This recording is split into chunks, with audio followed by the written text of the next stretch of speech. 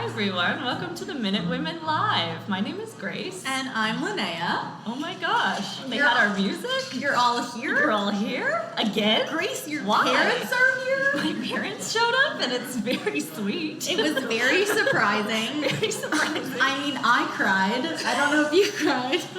I mean, I've seen them more than you have in my lifetime. So it was a little less of an emotional roller coaster, but a very nice surprise. But a very nice surprise. So, hi, Mom. I get to actually say hi, Mom. Hi, Dad. Hi, Mitch. Hi, Catherine. Yeah. It's very nice.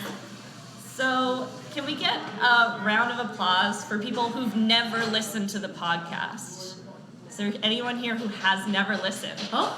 We have some new people. We have a smattering. So we'll just take a second to explain the podcast. So Minute Women is a Canadian history podcast where each week I, Grace, explain the deeper stories behind a Canadian Heritage Minute. So Linnea. To Linnea, who has no idea what the story is going to be about.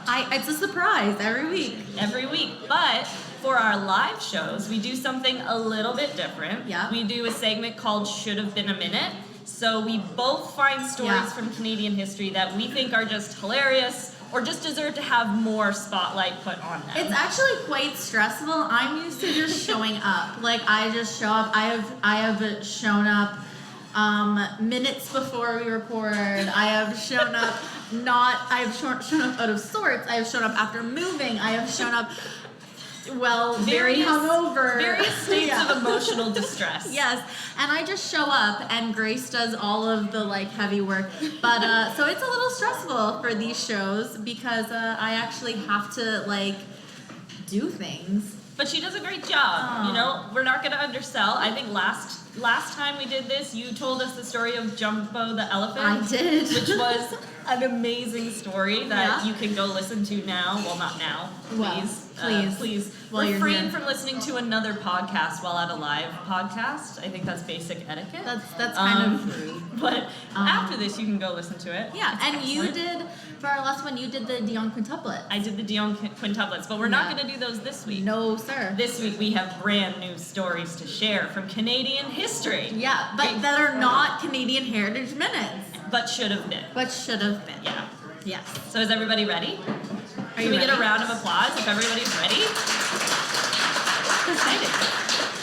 So Linnea went first last time. I did. So we've decided that I will go first. Because I was very, very nervous. I'm less nervous this time. Still nervous, but less so. So Grace is going to start us off. So I'm going to start us off. And when I was researching, when I was trying to come up with a topic, initially, it was in and around Valentine's Day. I thought this show might be a little closer to Valentine's Day initially. Yeah, we originally thought it might be closer. And so when I think romance in Canada, I think Niagara Falls.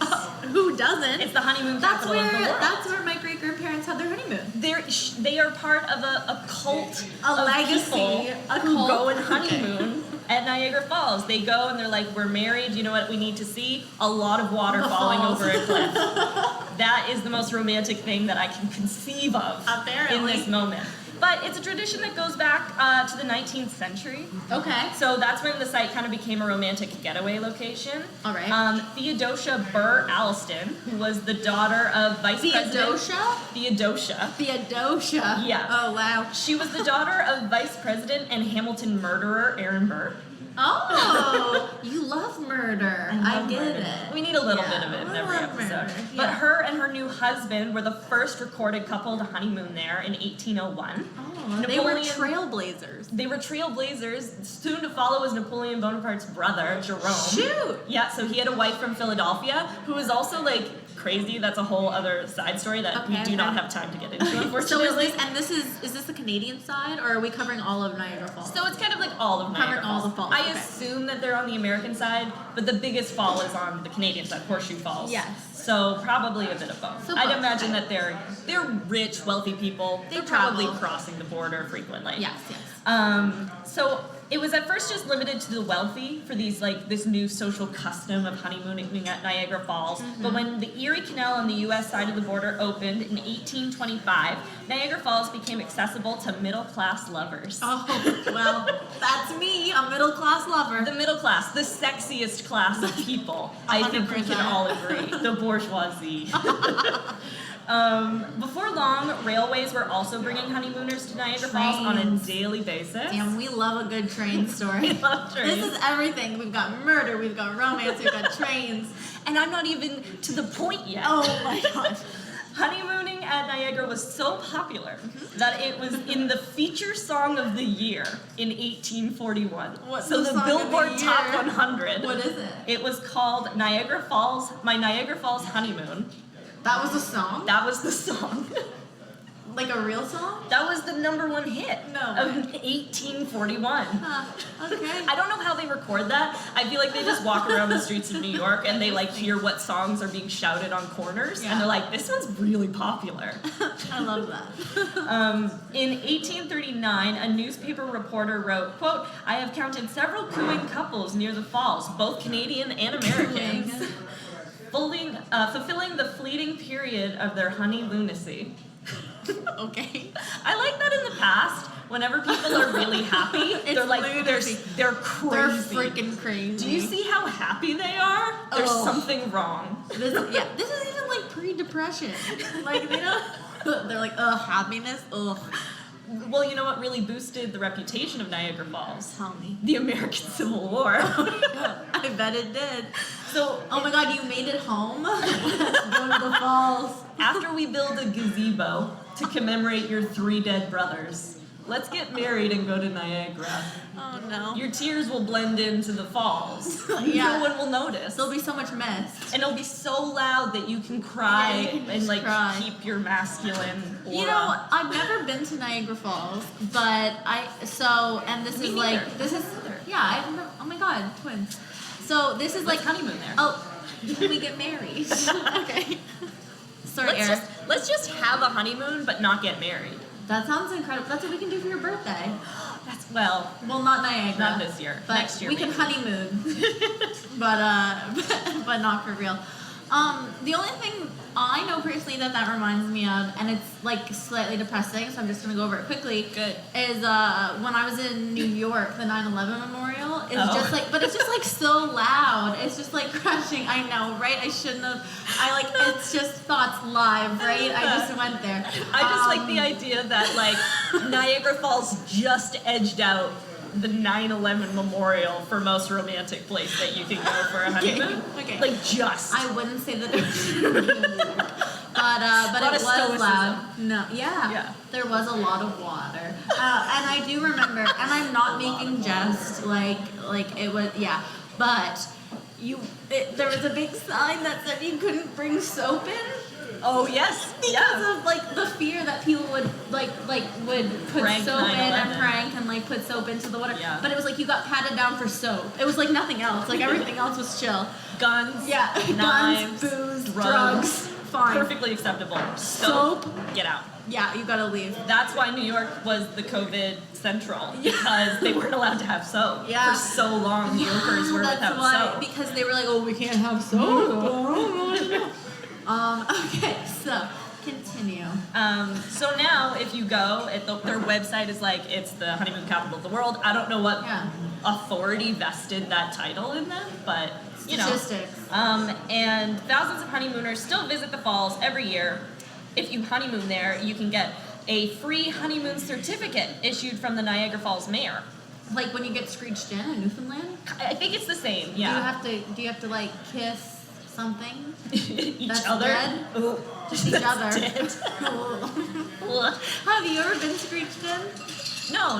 Okay, one thing I might add is that, and I don't know if it made it better or worse, but when I was screeched in, the cod, the fish, for those of you who don't know, in Newfoundland, you go, and if you're not born in Newfoundland, you can Yeah. get screeched in as an honorary Newfoundlander, and you have to say some things and drink some alcohol and kiss a codfish. On the mouth. On the mouth. The cod that I kissed was frozen solid. I think that's best. And I think that's best. That's yeah. best. Because at first I was like, ew, like it's cold, like Yeah. ew. But then I was like, do I want like a floppy fish? Like because I don't know how long it's been there. Like I think frozen Yeah. was a better option. Yeah. I 100% agree. Yeah. So you can get a certificate though. I love certificates. That would be an amazing cross-country tour if Oh the my God. object was to collect as many Many certificates. insignificant certificates as Yep. possible. Yep. Just like, where can I go what small town can I go, do a stupid thing, and get like a town certificate for? In Dawson, There's so you many. can kiss a toe, like a human toe. Ew, yeah, that was on Gross. an episode of something. Departures. Oh, Departures. Great show. Yeah, great shows. If the boys from Departures ever want to come on the Men and Women podcast, we will gladly have you. We Yes, will have. they're Canadian icons. They're Canadian icons. Yeah. I will. Justin and Andre And Scott. Yeah. Even with his eyebrow ring, like you can come on. A nice mid-2000s barbell. Barbell right in Yeah. his eyebrow. It's still there, according to his Instagram. Well, I'm glad. I mean, stick with it. If you're Stick with gonna it, do yeah. it, If stick you're gonna with do it for a TV show for 3 seasons, commit. Yeah, commit. But so, Linnea, we're close friends. Yes. You might say. One might say. One might say. Yeah. Would you describe me as a romantic person? No. That is the correct answer. Okay. So what do you think the other thing I think about when I think about Niagara Falls? The people in the barrels. Absolutely. Yes. So, Okay.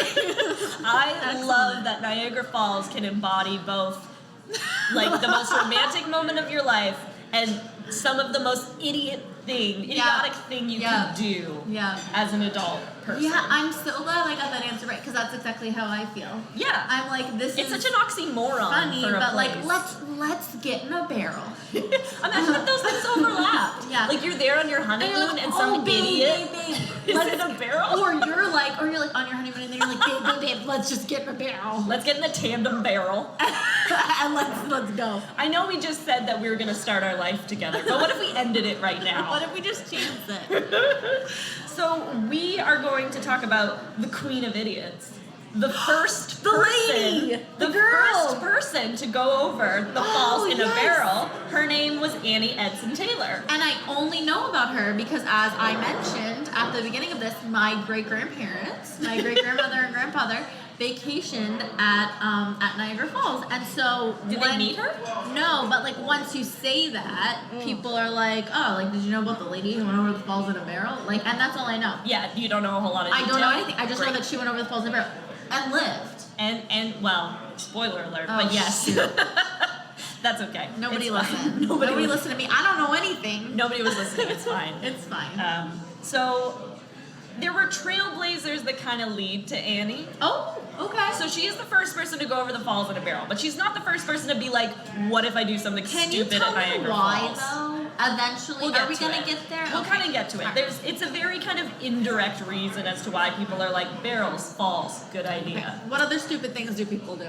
So in October of 1829, Sam Patch, who called himself the Yankee Leapster, jumped from a high tower into the gorge below the falls and survived. Not in a bucket.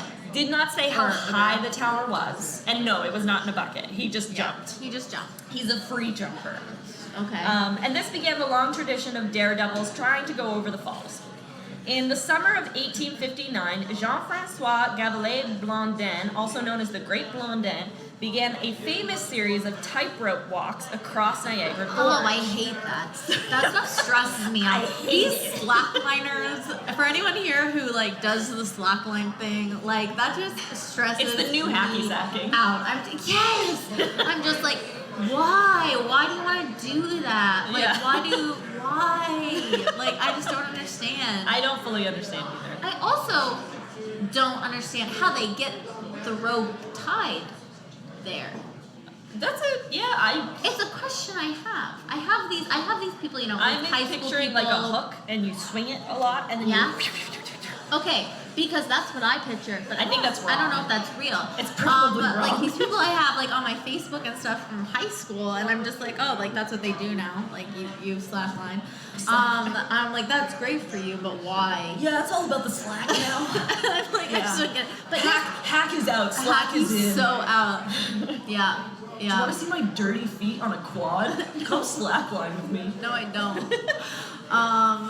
Okay, so he tightrope. He tightrope walks, and tightrope walking is kind of the first big stunt And at he Niagara. would have had no like rope, like slackline, like they're like tied on.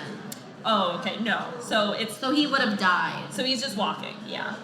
Damn. Yeah. So The axe drew crowds as large as 25,000 people, which is just people showing up to see if someone's gonna die. But we've talked That's about entertainment. that. That's like 1800s to 1900s. Like really, like entertainment is man. It's like People would go to executions and be like, this and is hangings, great. exactly. It's like this is sick entertainment. It's like what a cinema Like no, like let's watch somebody die or maybe die. Die. Yeah. So Blondin crossed the gorge 8 times. Why? In increasingly difficult ways. Why? Like riding a bicycle. I hate that. Pushing a wheelbarrow. I hate that. Like I actually that bothers me. People are so stupid. Like, this is so irresponsible. Yes, it's not like whose wheelbarrow was that? Where's your mother? What if you lost that wheelbarrow? That's probably your nana's. You're concerned about the wheelbarrow. Yes, Someone needs that back. he's an idiot. We're gonna need that barrel back. You need those baskets back. And then he even crossed with his hands and legs bound in chains, which I don't even know how you do that. You just like penguin shuffle across the rope. I hate that. His most difficult crossing took place on August 19th when he managed to carry his manager over the rope on his back. Well, that guy's an idiot too. Who's more dumb? Yeah, who's stupider? Who's stupider? Because, like, honestly, if he was balancing and he's, like, slipping or something, you know the manager's going. He's like, all right, save myself. Like, you gotta know that he's not saving you, buddy. You get on his bike, he's like, okay, don't worry, nothing's gonna happen, but also remember, you mean nothing to me. Yeah. Go across with, like, someone more important in your life on your back. Yeah, like the queen. Yeah. The queen. Elizabeth's not that stupid. British people, not that stupid. Yeah. In 1886, Carlisle Graham performed Niagara's first barrel stunt. So now we have the emergence of the barrel. Why? So Carlisle was a cooper. He's an English cooper. Oh. As we learned recently, a person who makes barrels. Right, I had this whole revelation about Shelburne and their like barrel factory and Cooper's Inn. Like it all makes sense. It all 1,000 points of light come together about coopers and barrels. I get it now. I get it. And he had recently immigrated to Philadelphia. And so basically how I understood it was that to try and draw attention to his barrel making business, he was like, look how strong my barrels are. So strong. I can strong. get in it and throw it down the falls. Basically. So his plan, he's not going to go over the falls.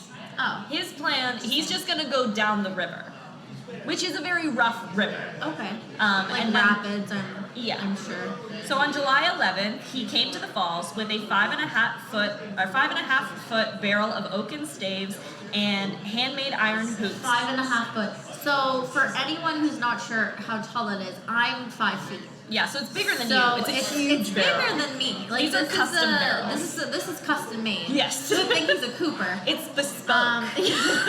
This is a fancy barrel. This is a fancy barrel. Yeah. And his plan is he's going to go from what is now Whirlpool Bridge down the Great Gorge Rapids and then end at the Whirlpool. That's like Dora the Explorer. That's like, what is it? Like Whirlpool, whatever. Like, in Dora the Explorer, she's like, you gotta go through this and over that. Yes. And then you get here. Like, we need our map to tell us about his journey. Out of your backpack. Yeah. So, Carlisle was 6 feet tall, and so that meant he needed to like hunch over in his barrel. Once the lid was screwed into place. He was completely encased in a waterproof canvas sheath, except for his arms, which allowed him to hold on to the mounted metal handles on the inside of the barrel. Oh, inside. I was like, I'm imagining his arms outside the barrel. It's just like, do. Yeah, exactly. Like, I'm just a man in a barrel. Like, is that a thing?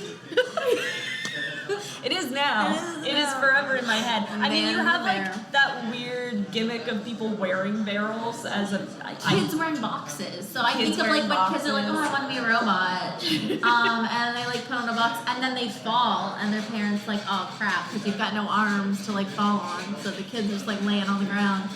A common parenting journey. I don't know. That will go on maybe someday. Maybe. It happened. After our honeymoon at Niagara Falls.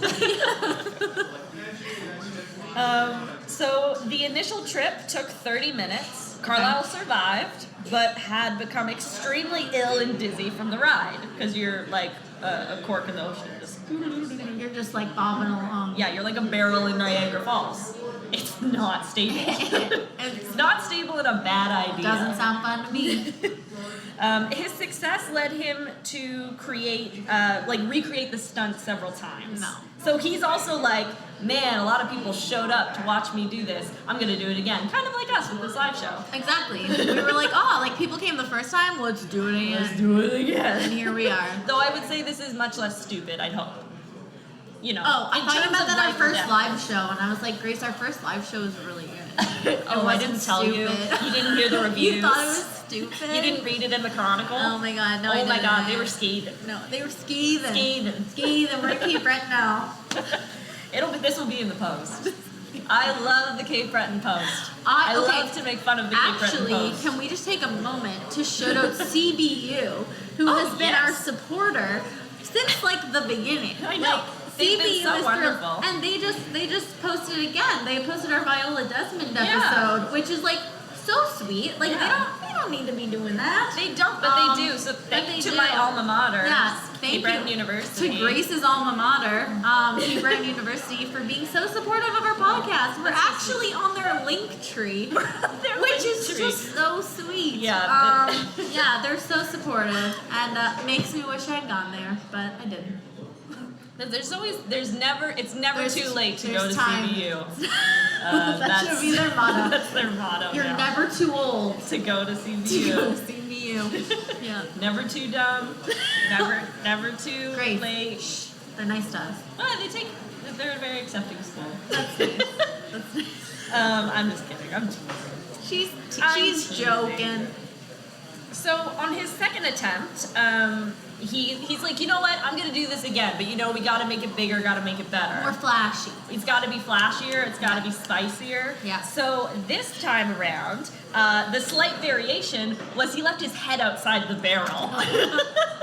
No. So just a man. That's better than the hand. Just imagine him just getting like choked and stuff. And your like, head would just be bashed. Like I'm even thinking of like a roller coaster. I don't know if you've ever been to. I don't know if you've ever been to Upper Clements Park. It doesn't exist anymore. My brother got to go one time with my cousins, and I didn't go. And Ben? to this day, Your brother Ben. Oh, hello Ben. Hi Ben. Hi Aiden. To this day, I remember being like, my life will never be correct. Like I didn't get to go to Upper Clements So Park. I will say the roller coaster at Upper Clements Park, for those who have been, it's a old rickety. I mean, it's a wooden one, right? But yeah, it's an old rickety wooden roller coaster, and it's like Whiplash Central. Like the fact that more people don't like sue and have to get like physiotherapy afterwards is insane. But I think it's because it's kids. Because you're just like boom, boom, boom, boom, bam, bam, bam, bam, bam, bam, bam, bam. Like it's insane. And so that's the only thing I can imagine is having my head stuck out of a barrel is like being in the wooden roller coaster at Upper Clements Park. Yeah, like 50% of the operation budget of Upper Clements Park is covering up the whiplash stories Exactly. from the roller coaster. It's a scandal. It's an unknown scandal. Yeah. Breaking on the Minute Women podcast. Breaking news. Breaking, like the your now, next. the now closed Upper Clements Park actually closed because of the Whiplash scandal. Yeah. The movie Whiplash, originally going to be about Upper Clements Park. Exactly. But they paid for the cover-up, so then they had to make it about drummers. Right? Who's in that? The guy who Miles plays Teller. the bad guy in Spider-Man. James Franco? Simmons? Is that his name? Oh, I'm confused. It's Miles Teller. Miles Teller is the young guy. I'm thinking Okay. of the teacher. I don't know the teacher. I'm gonna see this I'm later. thinking He's in the Spider-Man 1. Peanut commercials. What was it? Somebody? Anybody? Simmons, yeah. I didn't hear the JP Simmons? JJ? Close enough. Close enough. Close enough. The boys from North the Normal Podcast here helping us out. Yeah. Minute Women Podcast, close enough. That's our motto. That's our new motto. So his second attempt, he leaves his head out of the barrel. The stunt resulted in permanent hearing damage. What? People also What? like No, I can't hear you. I'm all the hearing stop going down. You have to stop. You have to stop. If you're gonna go down Niagara Falls in a barrel, put your head in. Yeah, please. Just stick your head in that Keep barrel. your head in. The stunt, it resulted in permanent hearing damage, and then also people liked to borrow his barrel. So they would like go to him and be like, "Hey, I want to do the thing that you did. Can I borrow your barrel?" That's the stupidest thing. Because then it's not bespoke anymore, Right? Yeah, it It's needs not to just be, for you. you know, It's gotta be special. for It's gotta be you. specialized. Yeah. So two men, George Hazlitt and William Potts, successfully conquered this same stretch of the river as Carlisle, using his barrel. Later Hazlitt borrowed it again and went down the river with his girlfriend, Sadie Allen. So we do have some crossover with the honeymooning situation. And, yeah. Yeah. Tandem barrel. First child conceived in a barrel going down Niagara River. I wonder. Maybe. Maybe. Maybe that was the plan. Maybe they were like, oh, let's not just go down in a barrel. Let's go down and bang in the barrel. They'll never see it coming. 9 months later. 9 months later. In 1887 and 1889, Carlisle made 2 more trips in a new 7-foot-long barrel. No way. He can stand up in that one. He can stand up. He's like, the lap of luxury is going down in a 7-foot barrel. With his head out or head in? Head in. Head couldn't be out. It could, unless he was just like, he had some spare room. Yeah. Yeah. Now famous, Carlisle announced that he would ride his barrel over the falls, but he did not carry out this plan. So he's like, I'm gonna do it. I'm gonna go over the falls. Oh, and then like he backed out. Yeah, actually through the go river. down. Yeah. On July 14th, 1901. Wait, I just thought of what the baby's name would be. It would be I'm so ready. it'd be Cracker, like Cracker Barrel, like the cheese. Yep, that is Yeah, it. that'd be the baby, little CB. Oh, I love you, Cracker. 2 people with a baby that they've named Cracker. Yeah, or they named it like Triscuit. Saltine. Yeah, yeah, Ritz. Ritz. Ooh, that'd be I good. love Ritz. That'd I be kind of good. like that. It's a good baby name. So he made his 5th trip on July 14th, 1901. Nice. During this trip, he nearly suffocated to death after getting caught in a whirlpool eddy for 20 minutes. So the barrels have limited air supply, Yeah. which it turns out is the main killer It of really? people in barrels, is not getting beat to death, it's suffocation. See, I would think it would be like head injury, right? Like But it's trauma. not. It's people Yeah. like not having enough air supply. Interesting. So, on September 6th, 1901, Carlisle loaned his barrel. On what day? September? September 6th, That's 1901. cold. That's getting chilly. It's getting a little chilly, yeah. There seems to be from like June to October. That's prime barrel riding season. Prime, yeah. So he loaned his barrel to Martha Wagenführer. Great name. Martha Wagenführer, that's one name. That's Wagenführer, one name. Wagenführer. Yeah.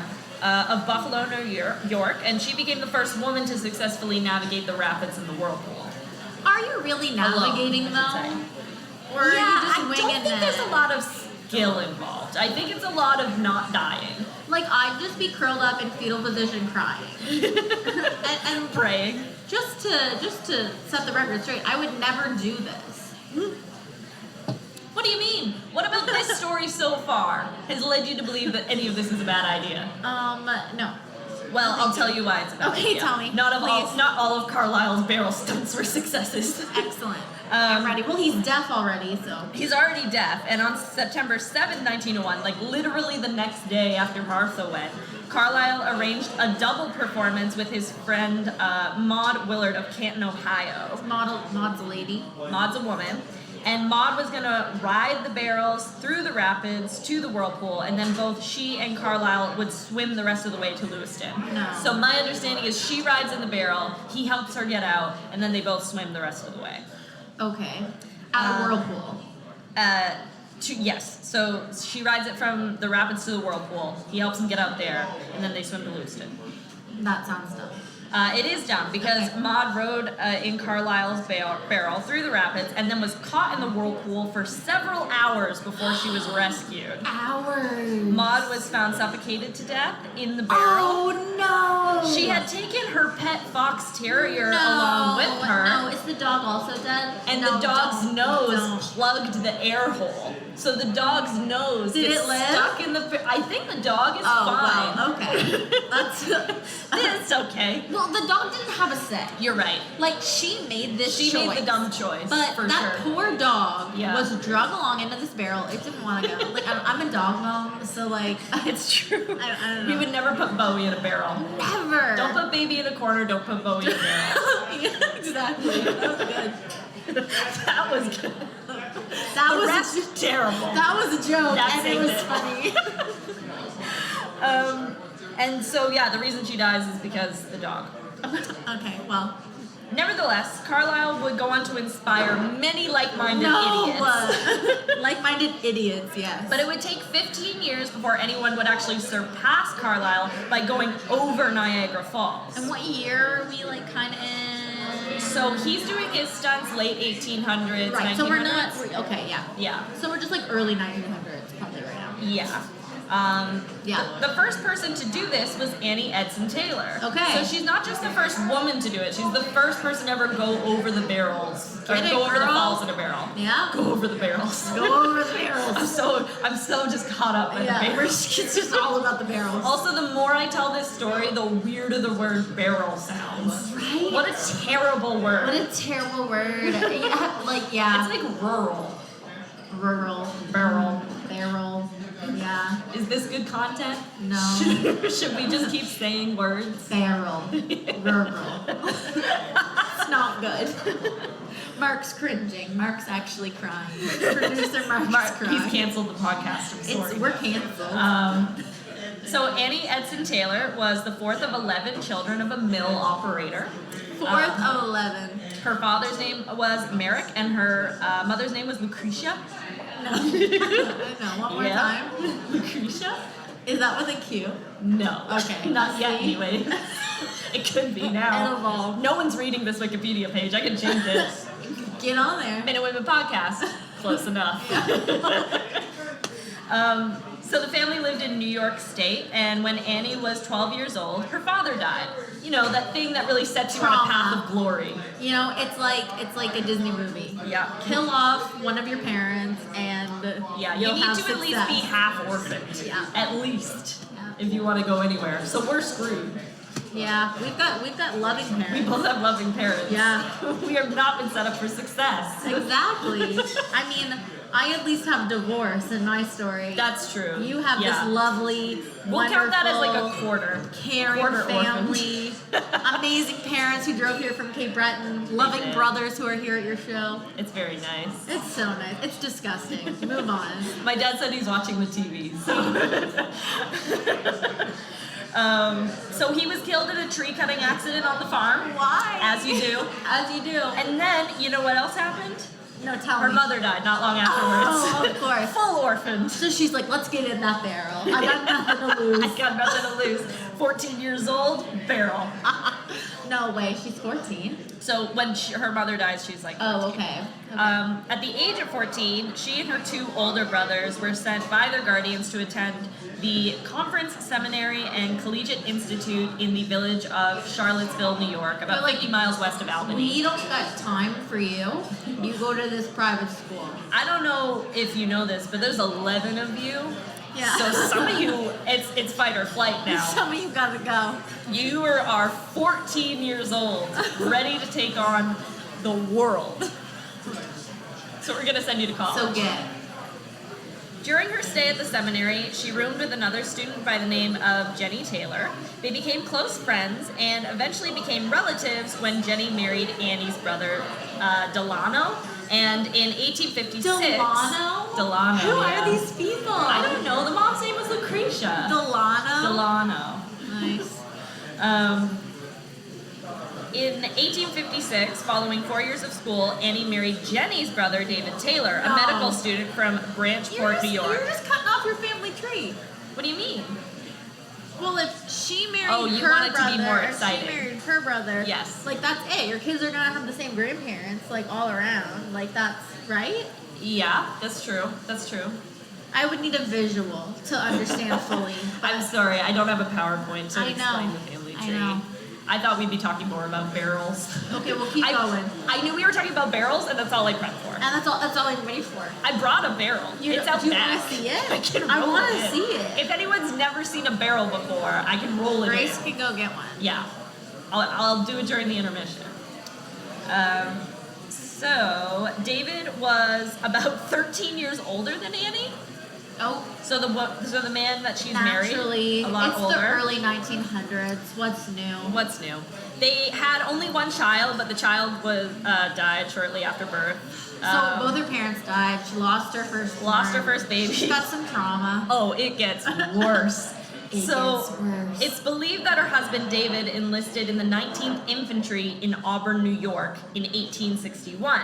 He was a first lieutenant in the Union Army. Taylor was wounded in the Battle of Weldon Railroad in Virginia on either June 21st or June 23rd in 1864, and then later died of his wounds. Okay. So now she's got no mom, no She's got a dad, mom. no baby, and no husband. She's out there alone. Okay. This is when we turn to barrels. This is when we're Some people turn to the bottle. Others go straight to the barrel. To the barrel. Although Annie's one of those people. Annie is one of those people. Although Annie claims to have been widowed at the age of 20, it's more likely that she was widowed in her mid to late 20s. This is another thing. She's constantly lying about her age. Okay. She's like, Well, I'm 40 when she's fully 75. Well, and you said that the husband, like, supposedly, like, went to this war. Like, Yeah. that sounds like maybe she killed him. You're thinking that Annie murdered her I'm husband? thinking it's about murder.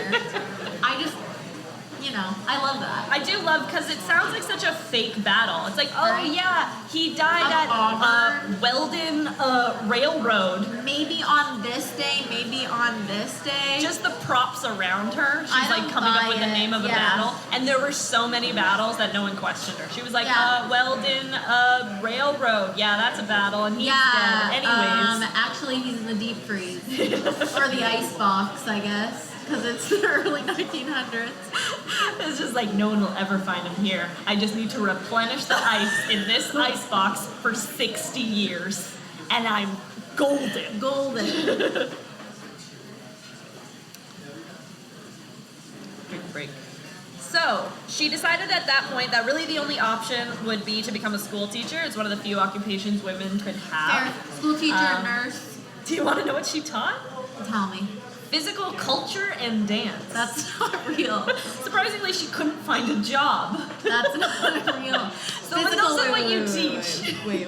I don't know what physical culture is. Can you just tell me? I don't know. I don't know. We're lucky enough to have Don't. teachers, at least two teachers in the audience, Oh, this is Gretchen true. and Mariska. Does cultural Physical culture. Physical culture and dance sound like a teachable subject to you? It Gretchen does. says yes. I would say it's just a feeling. Like either you It's a have it or you don't. Or you don't. Like either you can be in that class or you can't. I've been taking salsa classes. Turns out, I don't know if you can learn salsa. I was gonna say, turns out you don't have it. Turns out I don't have it. You wouldn't be in that class. My favorite joke over the last few weeks has been it's very chunky salsa. That's funny. Wah, wah. Did your salsa teacher tell you that? Did he look at you and say, your salsa's very chunky? No, but he did say the other day that the class needed to have more energy. Energy. No. Poor man. So Annie's moving around a lot. She's trying to find work. She lives in Bay She's trying City. to find herself. Herself and work. Yeah. She's living in Bay City, Michigan, and then San Antonio, Texas. But she can't find work. She's increasingly becoming lonely and impoverished and despondent, and that means that she's ready to make some really dumb decisions. That means she's ready for the barrel. As a publicity stunt, Annie planned to mimic Carlisle's stunt, but push it further by actually going over Horseshoe Falls. Yeah, girl, So she's get also it. going over the biggest section. Yes. And like the most dangerous part. She's got of nothing to lose, Niagara. Grace. Girl's got nothing to lose. The girl has nothing to lose except her life, but you know, Apparently that doesn't matter. This project required a lot of engineering, and it seems like Annie contacted Carlisle about the design of her barrel, and he may have even constructed her barrel, though another source said that she had it made at a different cooperage company that was located in West Bay City, Michigan. That's cool. The barrel was 4.5 feet high and weighed 160 pounds. To provide ballast to keep 160 pounds. It's a big barrel. Plus her in it. Yeah. So, we're topping 200 pounds of floating device. That's a lot of girth. I guess you want protection. It's probably a thicker barrel than a normal barrel, I'd assume. To provide ballast and to keep the barrel upright in the water, a blacksmith's anvil was bolted with iron bars to the barrel's underside. A small hole was drilled near the top of the barrel into which a threaded rubber air hose would be screwed to allow Annie to breathe snorkel fashion in case she exhausted her air. That's smart. Yeah, so we're learning from the past. We're learning. We're growing. We're developing. We've said suffocation, a problem. Not cool. Something humans can't overcome when trapped in a barrel. Not breathing. How do we prevent suffocation? Snorkel. This is the scientific method at work. Okay. Engineering. I respect that. I respect it too. Yeah. A leather harness and cushions were inside to protect her body, and there were handles put inside as well so she could support herself. This is a woman at work. This is a woman at work. This is not Carlisle. She's like, if I'm gonna go over the falls, I want at least a cushion. Yeah. Something. I'm gonna be fancy. If we're gonna do this, we're gonna do it right.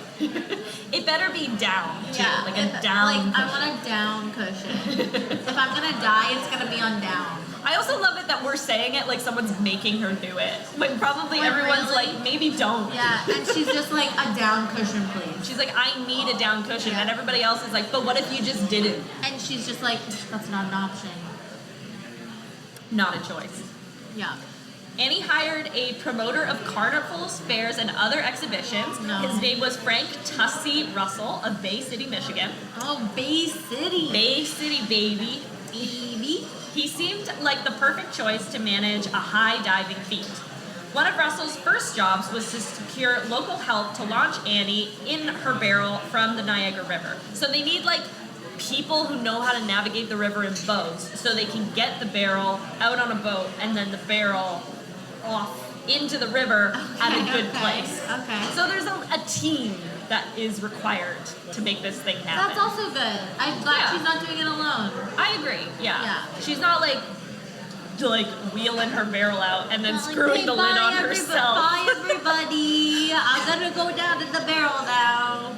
I love it. She's like a publicity stunt, and then she's like, "Oh, I forgot to tell people I was doing this." She whistles. No one's showing if up. If I could whistle, I would, but she'd whistle and be like, "Hey, everybody, watch this. This is some cool shit." All right. We have a gathering of 3 squirrels to watch my barrel feet.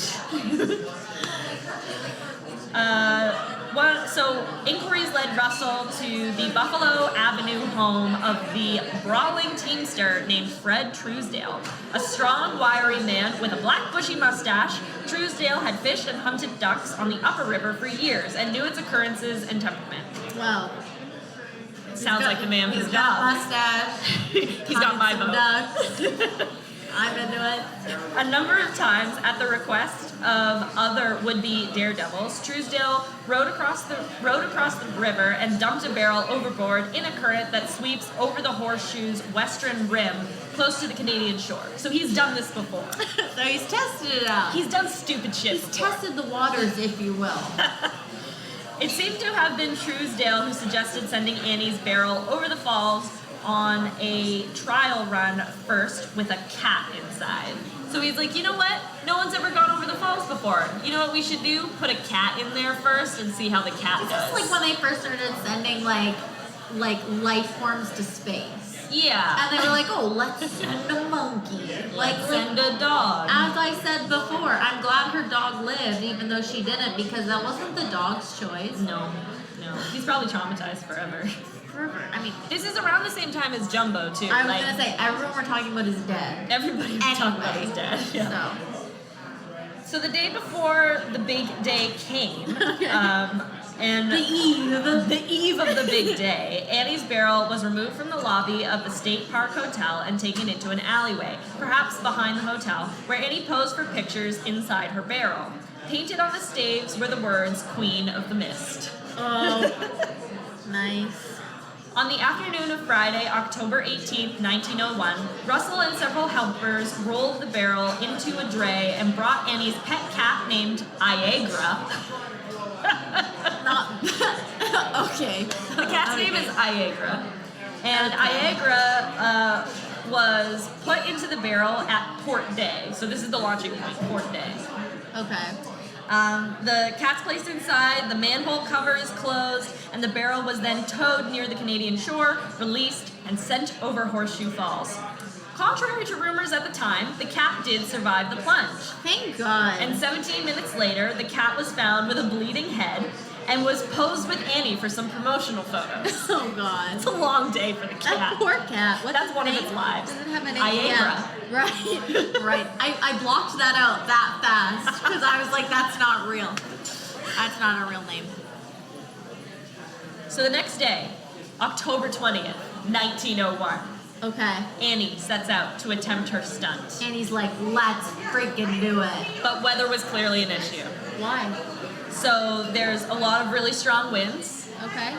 But they go down, they're ready to do it, but then Truesdale at the last minute was like, no, we can't do this. Truesdale was like, this is a Truesdale bad steps idea. in, he's Well, like, thank God for that guy. yeah, he's just like, this is the wrong day to do this, so let's delay. Yeah. So he does. 4 days later, on Annie's birthday, Okay. you want to know how old Annie was? Well, yes. She's 63. No, shut up. It's her 63rd birthday. No, thank you.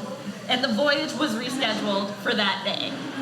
That lady's old. Yeah, she's like, but Well, she's like, I'm okay. gonna do it. She's not young. She's not a spring like, chicken. I'm picturing if I'm gonna go down in the barrel, like I want to do it in like my youth. Like I want to do it in like my pre-30s. But like, as we've talked about, she has nothing to lose. So maybe for her, this is like, well, she's pretty desperate. I feel like Yeah. we've communicated that to some extent. Yeah. Okay. But I guess this just shows that like age does not equal wisdom. I'm You can stay dumb age for a is but a long number, time. but no. Just being 63 doesn't mean you're not stupid. So on her 63rd birthday, so that would have been October 24th, that day at 2:30 p.m., a boat containing Annie, her barrel, Fred Truesdale, and William Holleran pulled out from Port Bay and went to Grass Island. Just before the boat was pushed off, Annie turned to a Cataract Journal representative and handed him an empty envelope on which was written an address, Mrs. Jane M. Kendall, Eddytown, New York. This is my sister, said Annie, and in case of an accident, and I should not come back, will you kindly notify her? Well, at She least didn't even write the note, she just wrote an envelope. Yeah, but I mean, that's some forethought. It's a little bit. It's a little bit of like, I might die today. It's not the same as having a will, but Not at it's all. something. Not at all. But I mean, if you're throwing yourself down the Niagara in a barrel, like, I can't imagine what your will would contain. I will, and it's also like a surprising amount of forethought for someone who's going to go over a barrel or go over the falls in a barrel. Precisely. Annie changed her clothes and entered the barrel at 3:30 p.m. The boat pulled within 200 yards of the Canadian shore where the water is deep, and there at 4 p.m. the crew said goodbye to Annie in the barrel. The current caught Bye-bye, Annie. Bye. The current caught the barrel immediately, and it was swept rapidly toward the tossing waters of the upper rapids. Thousands of spectators watched Annie's progress from every available point. The barrel hung well in the Canadian Channel. Once or twice it disappeared in the boiling water at the foot of the reefs, but each time it emerged and was carried onward by the current. At 4:23 p.m., every spectator watched breathlessly as the barrel made the plunge over the crest of the Horseshoe Falls, passing over about 200 feet toward the Canadian side from the center. The fall was 158 feet. 1 minute later, the barrel was seen floating in the foaming waters at the foot of the falls. Did she make it? Carlisle Graham waited on the Canadian shore, about 50 yards below the falls. The barrel veered into the Big Bass Eddy. Carlisle and a handful of other helpers leaped onto a reef in the pool. After several attempts, a man named Mark Mundy snagged the barrel's tow line with a grappling hook. Several men pulled the heavy barrel out of the water and onto the rock. Quickly, they cut the lid off. One man, on his hands and knees, poked his head inside. Cradled on a saturated pillow with a sickly white face, turned its eyes upwards and blinked in the flood of daylight. "She's alive," he cried. On a what pillow? A saturated pillow. I love that. Not only was Annie alive, but she was also miraculously uninjured.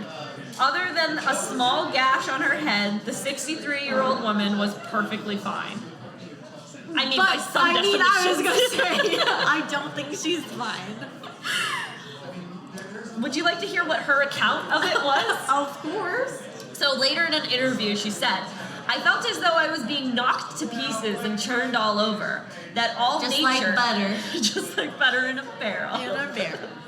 That all nature was being annihilated. I thought of trying not to break my neck. I caught on to the side straps. After the men set me adrift, I closed my eyes and prayed to God to spare my life. I struck rocks 3 times, and water seemed to come in the barrel everywhere." You couldn't see. You're in a barrel.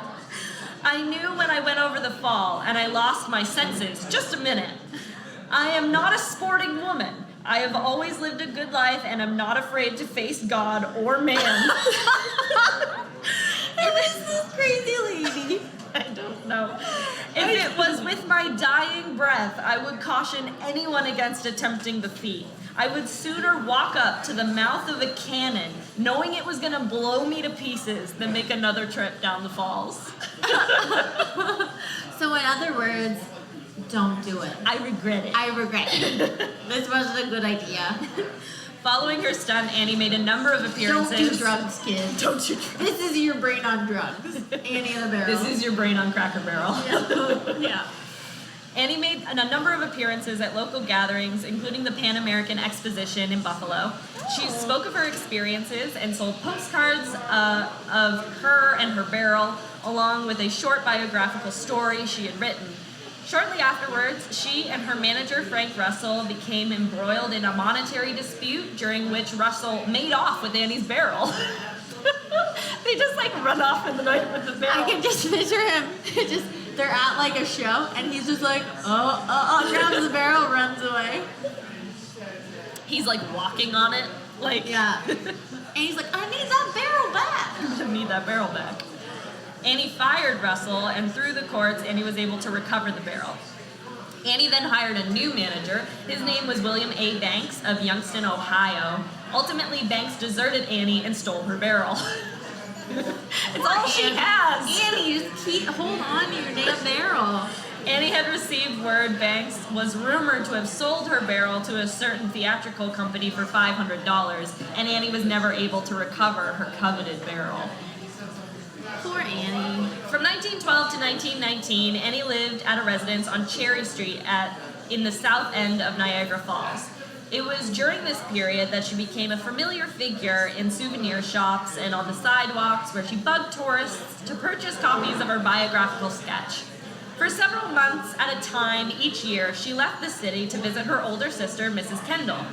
On November... Is this the one who she wrote was... Okay. This is the one she's close to, so it's really her sister-in-law. This is the one that marries her brother. Oh, right, but this is the one she was going to send the letter to. Yes. Okay. On November 6, 1919, it was reported that Annie Taylor was almost completely blind. She always blamed her ailing health on the fall. I don't know how that blinds you, but if that's the ticket, keep running with it. Keep going with it. On March 4th, 1921, Annie, penniless, sick, despondent, and sightless, was taken to the Niagara County Infirmary at Lockport, New York. The examining physicians concluded that her blindness was permanent and she probably only had a few weeks to live. At 4:30 p.m. on April 30th, 1921... At precisely 4:30 p.m. I mean, people keep records. Suppose. Annie Edson Taylor died. To save her from the disgrace of a pauper's grave, a few friends started a movement to raise funds to have her buried in the historic Oakwood Cemetery, where Captain Matthew Webb, Carlisle Graham, Francis Abbott, and other heroes of Niagara Falls were buried. Oh. In July of That's 19... thoughtful. I know. And, like, apparently Carlisle did not like Annie, and they're, like, buried right next to each other. That's funny. And some people were like, that's hilarious. That's hilarious. In July of 1933, her grave was marked by a polished stone measuring 2 feet high and 16 inches across. The Much more smaller you know, than the barrel. The more you know. And that's the story of Annie Edson, the first person to go over Niagara Falls in a barrel. Huh. Well, thank you for that. No problem. Yay. Oh, hear that? What's that, Grace? That's applause for you. We're holding for it. Yeah. Well, that was the story of Annie Edson Taylor. Yes. Yes. And on that note, we are going to take a quick intermission. And we'll be back for Linnea's Shoulda Been A Minute. And we'll be back. Thank you. Hello, and we are back. We're back.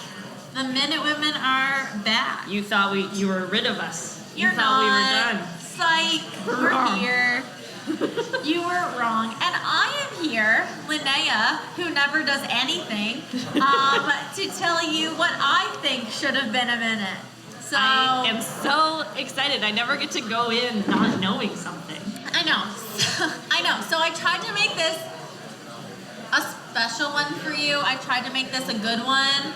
I tried to make it entertaining. So we've got some happy times. We've got some sad times, some good times, some bad times. Highs, lows. Exactly. We've got crippling disease, literally.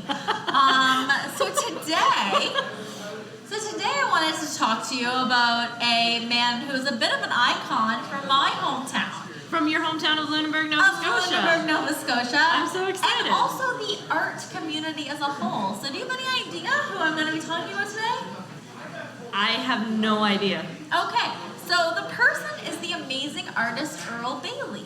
Earl Bailly. Have you ever heard of Earl Bailly? I have not. I feel like a bad Nova Scotian right now. You're not. So Earl Bailly was an inspiration to others in overcoming physical challenges to lead a full, productive life. And we're going to get into why. Okay. So Earl Bailly. He went by Earl, which was, I couldn't really find out if that was his middle name or just like, he was like, Everett is a stupid name. I already relate to him on a spiritual level as someone who goes by their middle name and always has.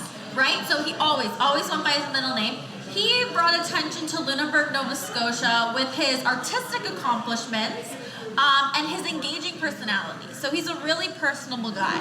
Okay. And you don't even know everything that's going on with Earl. So, stricken with polio at the age of 2. Okay. Trauma. Good start. Earl lost the use of his arms and legs. Okay? So he was spurred by a love of the sea, nature, and fishing life of his community. Okay. And he learned to draw with a brush clenched between his teeth. Oh, wow. Okay. So he developed a remarkable talent for painting, and he developed a highly refined sense of color. So according to the art world, he developed this sense of color and composition, and being well-read in art theory and practice. So he traveled to many cities in Canada and the U.S. Okay, so what time frame? So when was he born? Sorry. So we are gonna get there. I'm gonna take you back to the beginning. Okay. I just wanted to hook you. This is like the some juicy Wikipedia, details. the Wikipedia short thing. This is like my preface. This is like I wanna get the audience engaged. Because you know they already heard your story. I wanted to make sure they really bought in to the story of Earl Bailly. I love this cinema verite moment of like, this is what I'm doing. So this is. Can you just be patient? Can you shut up? Can you just listen? I don't do this all the time, okay, Grace? So he's been in Canada and the U.S. and Bermuda. He's been achieving recognition at hundreds of galleries for his quality of his maritime scenes. So let's go back to the beginning. Okay, Grace? I'm ready. We're going back to the beginning. I am so. Is everybody ready? Is everybody ready? To learn about Earl Bailly? To learn about Earl? Okay. Earl was born in June of 1903 and was in every way a normal baby boy. Okay. He was lively and mischievous, but when he was barely 3, catastrophe struck the Bailey household. Okay? An epidemic of infant paralysis was sweeping through Lunenburg and the rest of the province. Okay. And Earl contracted it. So this disease was polio. Okay. So for those of you who don't know about polio, it's a very disabling and life-threatening disease caused by the polio virus. And it can cause paralysis and limb loss. Yes. I used to play tennis with a guy who was like well into his like 50s and 60s who had polio, No way! but he would like crush in tournaments. He played two-handed both ways, forehand and backhand. So Earl crushed in the art world, much like that man did in tennis. His name was Norm. Well, shout out to Norm another polio survivor. Great Nova Scotian. I'm pretty sure he might be in the Nova Scotia Sports Hall of Fame. I'm not joking. Very cool. Did he win a girdle? What? A dirtle? Did he win a dirtle? Okay, for those who don't know, I am a dirtle champion. That's a big deal. 2012. She won a tennis tournament Called the Dirtle. It's It kind is of the a big most deal. prestigious Nova Scotia Open tournament. It's a really big By deal. which I mean the opposite. It's behind Beck Education Center in New Waterford, Nova Scotia. New Waterford? No. It is- For any of you who don't know, when you say New Waterford, you have to say New Waterford. It's one word. New Waterford. And it's, You kind of sneeze it. New Waterford. you can like, Bless you. on the way home, I got stuck in the Davis yeah. Day parade, and therefore The Dirtle Champion. The Dirtle Champion was a feature of the parade. Of the parade. Exactly. Exactly.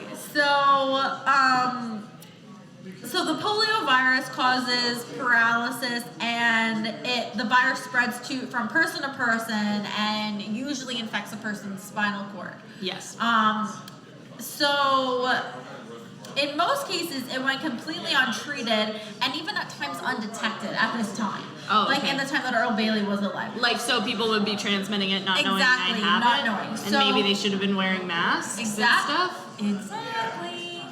So, many people, especially children, died from the disease because of infections related to limb loss. Loss. Yeah, so people Whoa. would lose their limbs. Ooh, It didn't okay. just cause paralysis, it would cause limb loss. Okay. So when Earl contracted polio, he was lucky to be able to fight it off. However, as said in this article by the Lunenburg Art Gallery, his little arms and little legs remained useless. And my little legs. Remained useless. So he's Tiny Tim, but like all four Exactly, limbs. just the four limbs.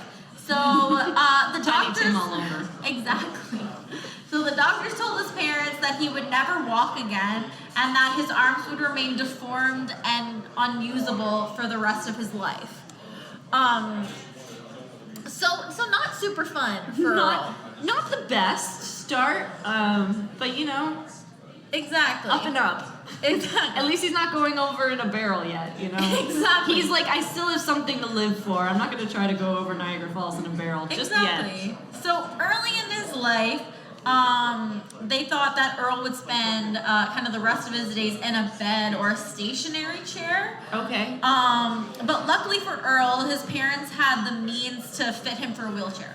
Oh, great. So he was he was a bit more privileged at the time, Okay. and was able to be fitted for a chair that actually had wheels on it, so that he could move and be like moved around. Gotcha.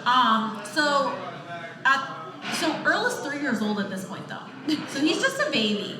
He's gone through a lot. Yeah. So Wait. at 3 years of age, Do you think it's better to start with a wheelchair kind of thing and then you just have that for your whole life? Or do you think it's like harder to like know how to walk and stuff and then you have to like adjust? no, I do.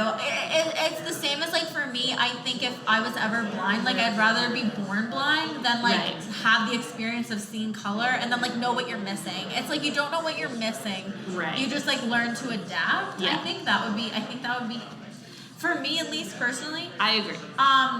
So at that age, like he's 3 years old, so babies are usually starting like to gain independence in their movements, and Earl just suddenly lost all of his. Like there was gonna be no progress. Mother, Yeah. I am seeking independence. I have no That I can't coordinations in my achieve. limbs. That I can't achieve. Yes, exactly. Also, if he was born today, he would have like a Hot Wheels. Like, you know how kids had Hot Wheel beds? Yeah. He would have a Hot Wheels like wheelchair. Exactly. So, but Earl had courage. As his mother would say when speaking of her son, he had indomitable courage. Indomitable courage. So that's his mom. And no working limbs. So it was not enough for Earl to sit at his window and watch the ships go in and out of the Lunenburg harbor. That's enough. Not enough for our little 3-year-old Earl. But he did have his. I'm sorry. I'm just picturing like this like 3-year-old's body with like limbs that don't work, but then like the head of a 75-year-old man, and he's just like, this bed is not the life for me. Like he's like having these internal monologues in black and white. He's like, I need to see the world. It's like I said to Grace earlier that I wish that I had a visual aid for this episode. For what he looks like? Because I have to say, his arms and legs, when I say they were deformed, they did not grow. So as he grows, he literally has little arms and legs. Of a 2-year-old child? And, well, they're a little bit bigger, I think. And then like, but like a normal-sized human head. I'm not laughing at victims of polio. No. I would just like to throw that out there. I'm happy that that does not exist anymore, but Exactly. that is a funny visual. Exactly, which is why I wanted a visual aid. So he had this indomitable courage, according to his mom, but it was not enough for him to sit at this window and watch these ships go by in Lunenburg. Mm-hmm. He did, however, I will say, had an amazing brother named Don. Okay. Don is his only brother. It's his only sibling. And they have a really strong bond. And as we go on, like, Don is a big part of his life. Don so really, they only like, have 2 kids? Yeah. That's and not a lot. I know. And Don, it's not 11. It's not 11 like Annie. He went down. Which, as we've learned, only results in good things. Yeah. So Earl only has his brother Don. And Don would literally carry him along on his adventures with his friends. Aww. Yeah, he would take him and like show him places and take him around. But Earl wanted to be more independent. Right. He wasn't satisfied with this life, like as you would be. Like he would. So he wanted to do something, but he wasn't sure how. He was paralyzed from his shoulders down. But his mother was a school teacher. Okay. So she was determined to give him at least an education. Okay. She was like, you might not be able to go and do all the things that your brother can do, but you can be smart. He's not going to be able to participate in physical culture. I'm going to tell you that right now. Right? Exactly. So one day, she decided to show him when he was about like school age. She's like, I'm going to teach you how to hold a pencil between your teeth. Oh. So this was her brilliant idea. So you have no idea who Earl Bailly is, do you? Okay. No, I don't have a clue. So this is key. So she gave him this pencil between his teeth and showed him how to make lines with it. Okay. And so we started off just making lines. Okay. I love that she's like, don't worry, I'm gonna teach you how to write with your teeth. And like behind us, she's like, I don't know what the fuck I'm doing. Yeah, exactly. But she's I don't even know where to begin. She's like, I'm a mom. You're gonna learn how to do it. I'm a mom. So eventually he learned how to write with it. And he could, he was like writing his name. She was teaching him how to do that stuff. Yep. So like any kid, he tried drawing things that he saw. Okay. The first things you as a kid draw. You draw people, or you draw like your cats. Like you start drawing things. For him, I imagine everything is drawn from like the midway of the room down. Like not a lot of ceilings is what I'm saying. No. The trees are just the trunk. It's just the trunk. No leaves. It's just the trunk. It's the same for me though, at only 5 feet tall. Granted. But anyway, he eventually started to draw these things around him. He started drawing with like pencils and then pen. Okay. And then his mom decided that he should move on to ink, and so he started drawing with ink. I think you're ready, son, to get black ink all over your face. So let's get ready for this, because then Earl's mom one day, she saw that there was a drawing contest in the paper. So the local newspaper, and she's like, Earl, you gotta do it, bud. Well, it's the newspaper. Well, it's CBC. It's like the my mom Post. said when she thought we were finally a big deal. She's like, we're at the CBC. This is a big deal. You could have your shitty sketch in the Lunenburg newspaper. Right? It's a big deal. Everybody's gonna see it, So and they're gonna love it. So Earl sends in an entry. Earl's mom sent in the entry. And he won first prize. I guess all these able-bodied, finger-drawn kids. Screw them kids. Yeah. To be fair, the rest of the kids were like doing math. Right. And he has just learned how to draw. Like, based on what you've told me so far, all he knows how to do is write and draw. Basically. He doesn't know how to do anything else. So for the first time, though, I mean, like, you gotta give it to him. He felt like he was really doing something. Yeah. And that he was achieving something. And he was 7 at the time. So Nice. he's 7 now. And he finally felt that, like, you know, oh, like, wow. Like, I did something and people took notice and, like, that's a big deal. Nice. So he's finally getting what he wanted. He wants to feel normal. He wants to feel included. Is he like known around town, or people are like, oh, Yeah. the Bailey family, The they got Bailey those family, 2 that sons? boy. That or is he boy like with polio. Hunchback Notre Dame? Nobody knows about. I think it's more like that boy with polio, like the Bailey's kid with polio. The polio kid. The polio kid. So he's finally feeling a bit more like included. But he's not feeling like super satisfied. Like he wants more. Okay. So when he was about 10 years old, he started to paint watercolors. Nice. So he's really taken on this kind of like art world. Yeah. So he started He's making, putting a lot of rolls in his beanie, as we would say. as one would say, yes. So he started making Christmas cards for his mom to give to her friends.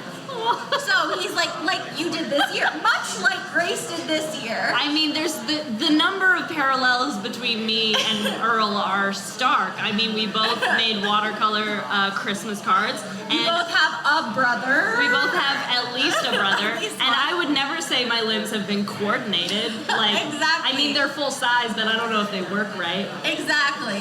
So That's why I sit and do this. Exactly. So, in all his undertakings, Earl was very encouraged by his mother. He's a big mama's boy, and she supports him, and I mean, that's great. Yeah. And he always gave her so much credit for what he accomplished. So he Aw. really was. He really Yeah. was like, you know, I couldn't have done this without my mom. So, at the beginning, obviously, like, Earl kind of did his paintings inside, where he was most comfortable sitting in his chair. Okay. But later, he was kind of encouraged by his mom and his brother Don and his father to go outside to paint lifelike pictures. Okay. He'd only really been painting from like kind of his brain, like what Right. he saw. But they were like, you should like go outside and try to paint something that like you see. Earl, it's the 6th time you've painted the fridge this week. I think it's best if you go outside Yeah. and draw other people's fridges. The cat's been dead for 2 months, Earl. You gotta stop painting her. The cat's gone.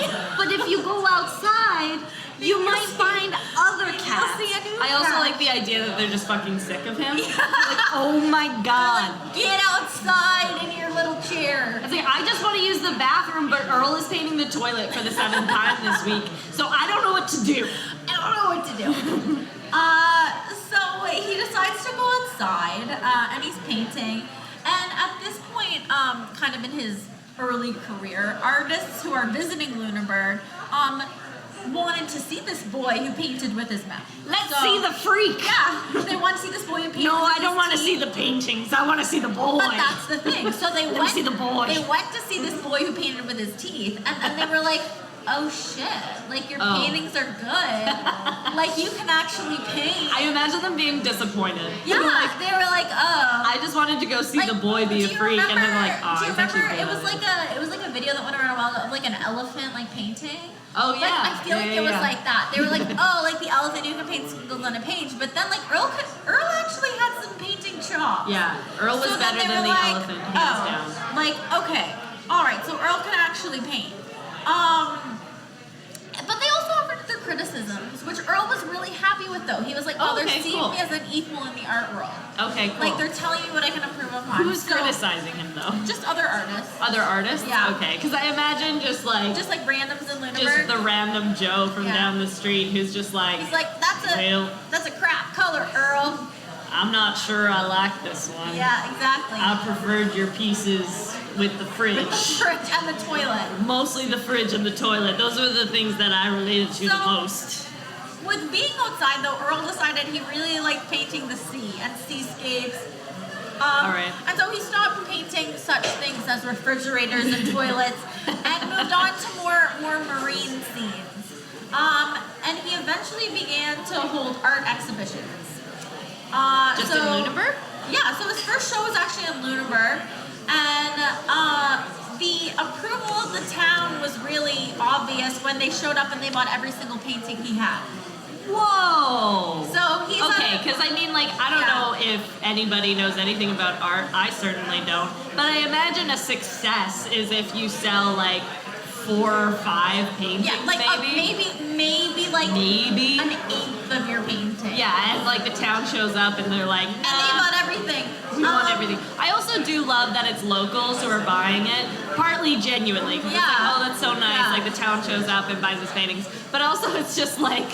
There's nothing exotic about it. They're like, I want a painting of my backyard. So, however, I want to see the ocean I see every day. Exactly. And when this happened, Earl was like kind of disappointed. He was like, so now I have to paint all new paintings. He was like, I had this intention of doing a couple shows, and you guys just bought them all. I love that. I love a lazy bastard. Yeah. He's like, what? So, you bought all of them? And that was his statement. So in the paper after the show, Earl's only comment was that, well, I just wish they hadn't bought them all.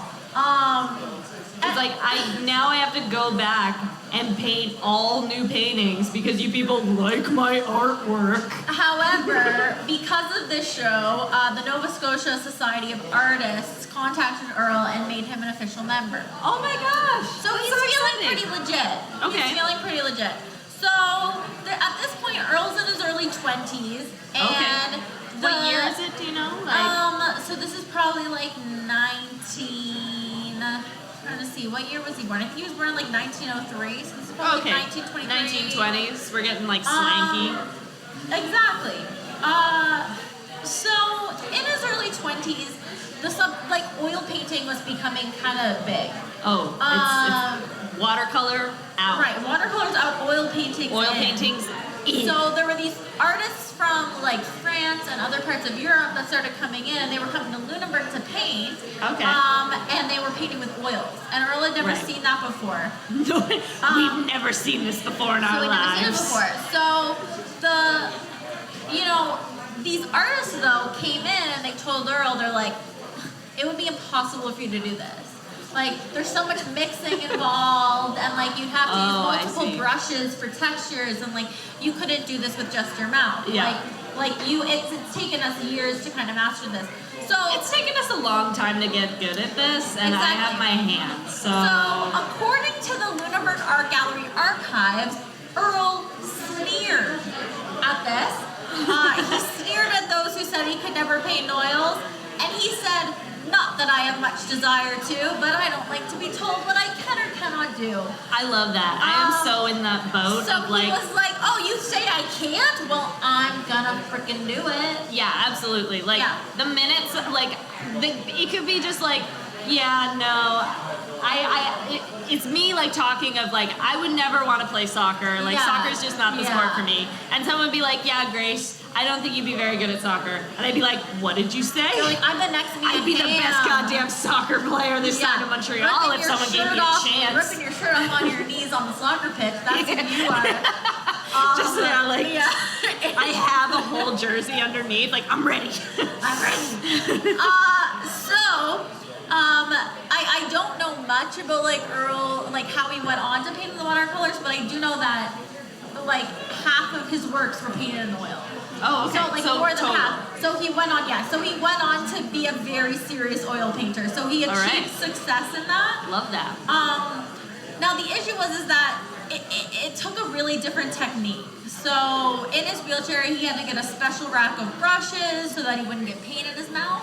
Because that could be dangerous. Well, at that point, the oil paint had lead and other things in it, and so it could be very dangerous to There's him. still toxins in oil paints. Like, if you ever paint with oil paints, or if you use any of the, fluids that you have to use to dilute it, they're just like, oh, don't, wash this down the drain in big quantities, because you might poison the water hole. So it was an issue. It was also the fact that he could only get the paints, the closest he could get them was Montreal. To get oil paints? To get oil paints at the time. So his brother would travel to Montreal, get Earl oil paints, and then Don helped him. So this is when Don really gets involved in his painting career. So Dawn would help Earl. So the parents are getting older, and Dawn really took over as kind of the support in His Earl's primary life. caretaker. Yeah, so Okay. Dawn would squeeze them out for Earl, the paints, and then mix them for him so that none of the paint would get in his mouth. So he would do it all with the brush, and then Earl would just paint with them. Gotcha. Okay. So in 1931, Earl and Dawn went to Eastport, Maine, and studied art with George P. Ennis, who was known for his watercolor paintings and stained glass work. I love, like, you know what? I've been born and raised in Lunenburg. Yeah. I don't get a lot of chances to travel because of my physical disability, and so, you know what? I'm gonna go to Maine. Which is basically That sounds like a brand the new Lunenburg of America. The Lunenburg of America. I'm gonna go to Maine. So he goes to the Lunenburg of America, and he meets and he goes there to be with this guy George P. Ennis. And Ennis is most famous for his stained glass work. Ooh, okay, so cool. he designed and installed the stained glass. So his most famous piece is at the United States Military School, West Point. So Earl's famous, or so No, his mentor's this most George famous piece? guy. Okay, so his most gotcha. famous piece. So he's a watercolor painter. But he does But stained he does glass. a lot of stained glass, and so he Gotcha. put this piece in West Point, which is a big military school in the Yeah. States. And that's kind of his most famous piece. Okay, cool. Yeah. So by 1933, Earl had decided that he learned all he could from George. I like that Earl decided. Yeah, that. He's like, he Earl's shows up for "Dawn." school. Yeah, Earl's like, "Dawn, we gotta go, man."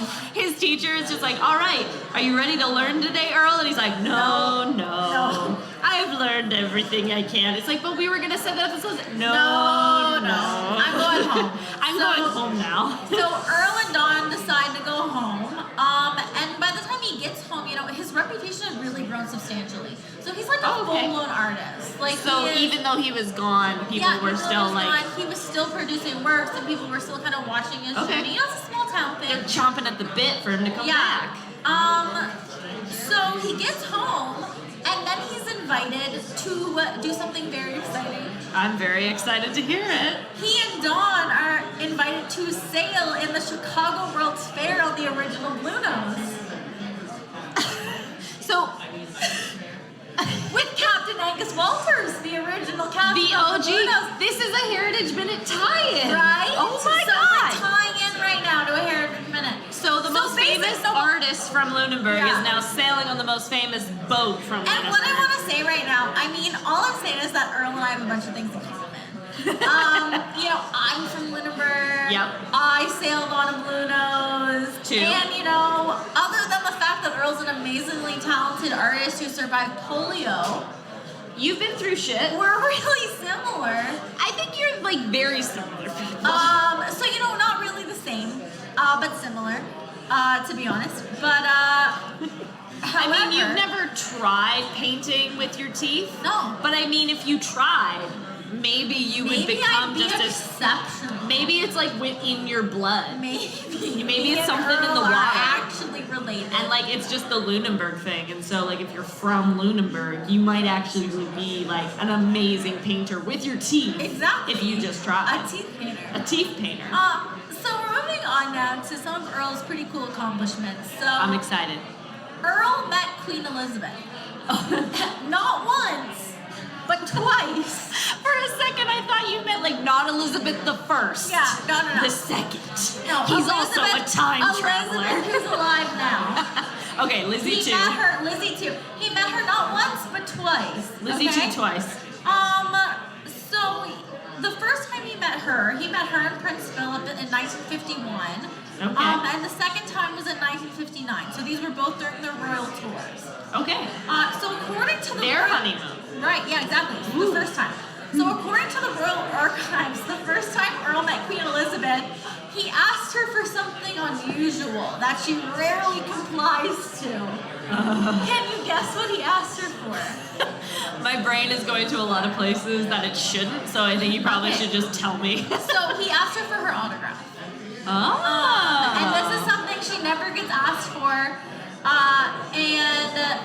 and she actually had to check with 2 of her like royal liaisons to like be sure that she could give this. Interesting. I wonder if it's like a forgery thing. I like think they it is. don't I think want it is. her signature out there. So she ended up signing a piece of paper for him. Ooh. And there's actually, and I told you, visual aids, there's a really sweet picture of her signing the piece of paper for him that he had asked her for. That's nice. But I love that ask too. yeah, It's like he's the like, can I just queen. have your autograph? It's like, can I have your autograph? Yeah, exactly.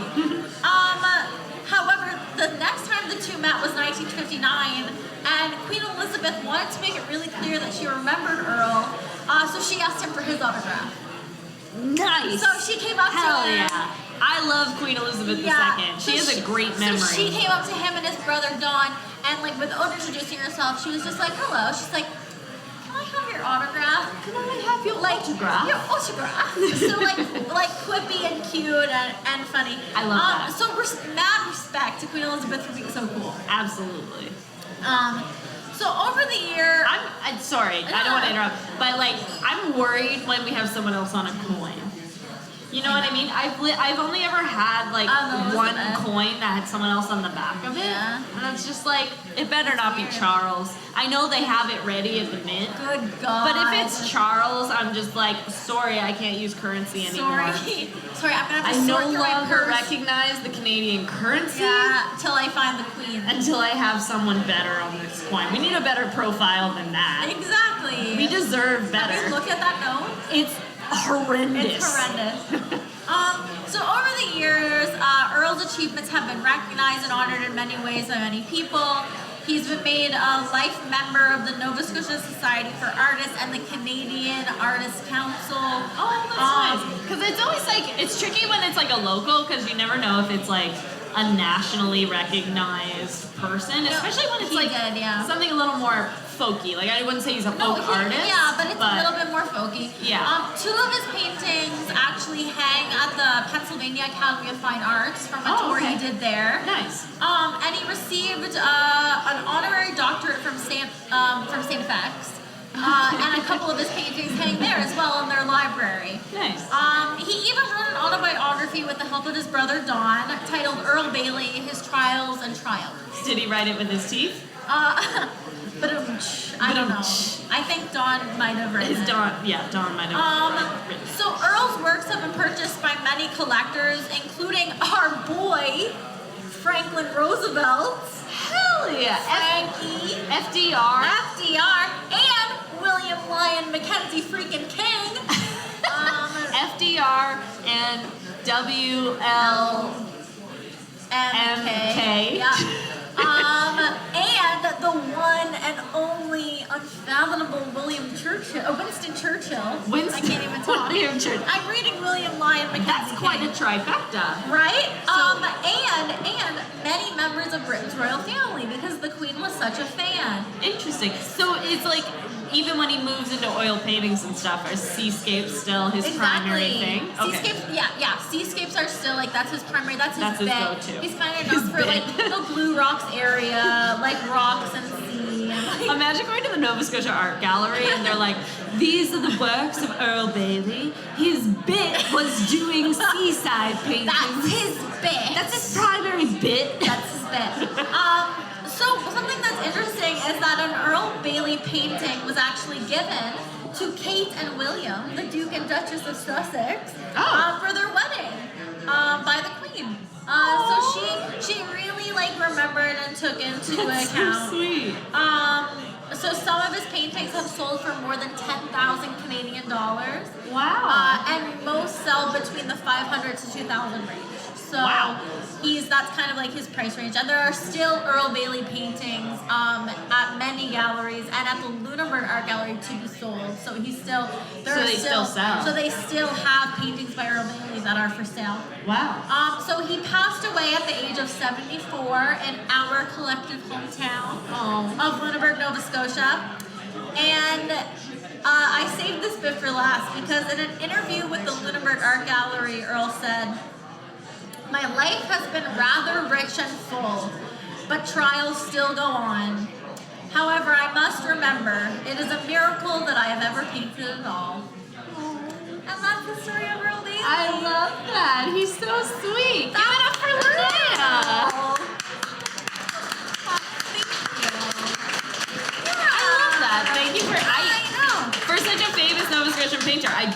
had like never heard of him. And I don't know if I would have known from other than the fact that I grew up in Lunenburg. And Right. so like you know about the guy who painted with his mouth. And like my mom, like when my mom was a kid, like he was still alive. Yeah. And so like she remembered like he would sit down at the waterfront and paint. And like I said, anybody who like has the time, you should really just like pull out your phone and like Google Earl Bailly. Yeah. There's 2 amazing photos of him with the Queen. Both times he was with her. And one, she is signing an autograph for him, and the other is just them together. And he's just like, he just always has the biggest smile on his face, just like seemingly such a charming man. Yeah, and I thought it was a really cool story and to kind of bring to light. And I think he should have a minute. He absolutely. Who do you think should play him? Oh.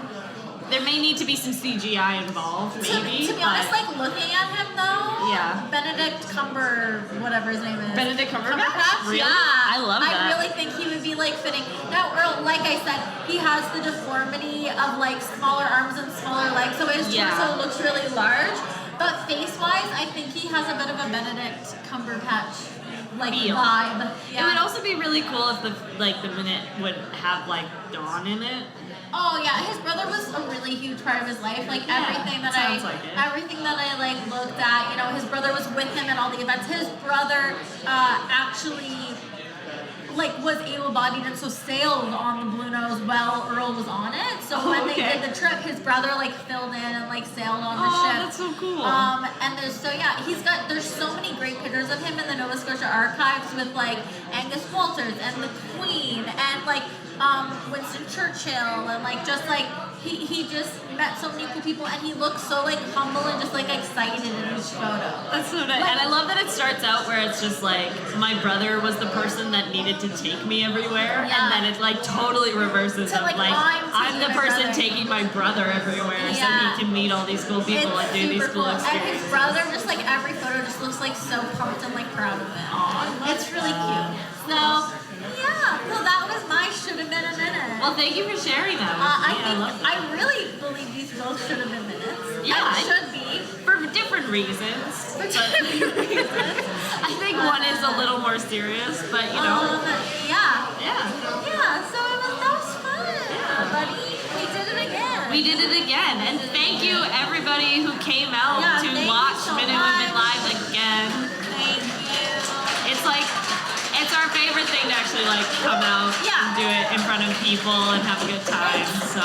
And it's very like, it's just, I don't know, it's just like a fun experience for Grace and I to be able to come out and talk to each other and just have like, you know, Grace and I really love to be the center of attention. And so to be able to do that and have a lot of our friends and family and people who support us come out just makes it even more special. So. Yeah.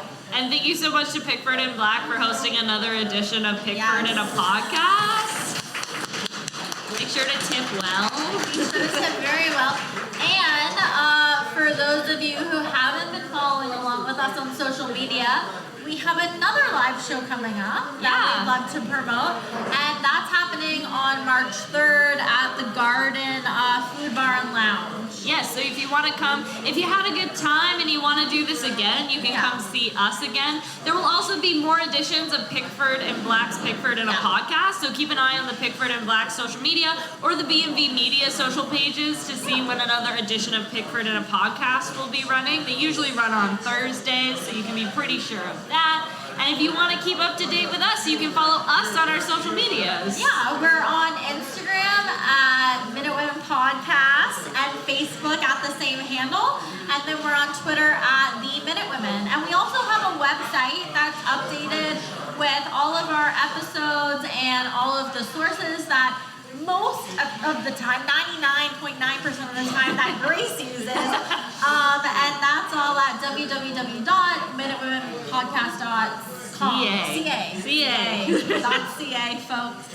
Yeah, so thank you so much, everyone. Thank you for coming out. Thank you.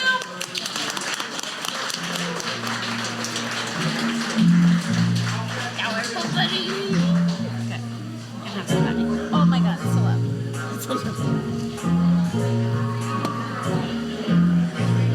We can relax. Oh, we're done. Say goodbye to our